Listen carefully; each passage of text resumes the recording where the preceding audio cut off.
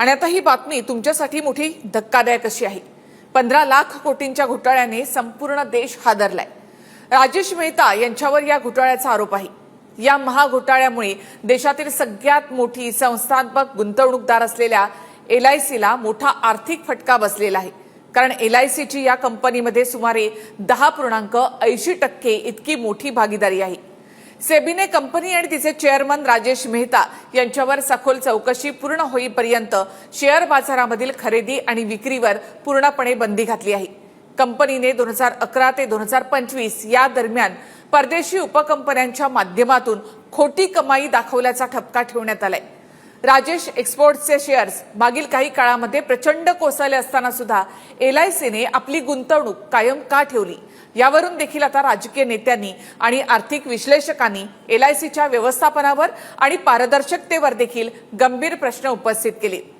सेबीच्या या अंतरिम अहवालानंतर राजेश एक्सपोर्ट्सच्या शेअर्सला सलग लोअर सर्किट लागलेलं आहे। LICच्या गुंतवणूकदारांचे शेकडो कोटी धोक्यात आल्याचं बोललं जात आहे।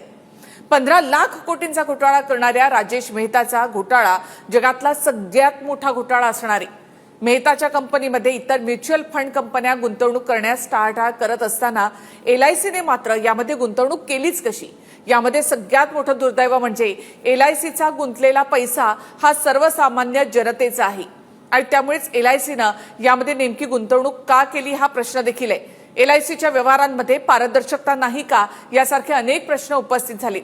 कारण आतापर्यंत अनेक जण LICमध्ये पैसे गुंतवत होते। प्रत्येकाची LIC आहे आणि त्यामुळे देखील या प्रकरणामध्ये LICचे कोट्यवधी गुंतलेले असतील तर मग आता त्या लोकांचं काय?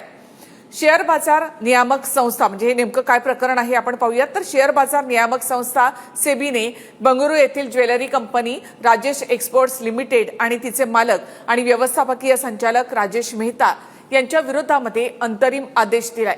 सेबीच्या माहितीनुसार राजेश एक्सपोर्ट्सने कथितरित्या आर्थिक वर्ष 2021 आणि आर्थिक वर्ष 2025 या दरम्यान जवळपास 15 लाख कोटी रुपयांच्या एकूण महसुलाविषयी चुकीची माहिती दिल्याचा ठपका सेबीने लावलेला आहे। राजेश एक्सपोर्ट्स लिमिटेडने 99.8% महसूल वाढवून दाखवल्याचं देखील भासवलं असं सेबीचं म्हणणं आहे आणि त्यामुळे सेबीकडनं ही कारवाई करण्यात आली आहे। मात्र यामध्ये LICचे कोट्यवधी रुपये हे आता गुंतलेले आहेत आणि हा सगळ्यात मोठा धक्का आहे LICमध्ये गुंतवणूक करणाऱ्या जनतेसाठी।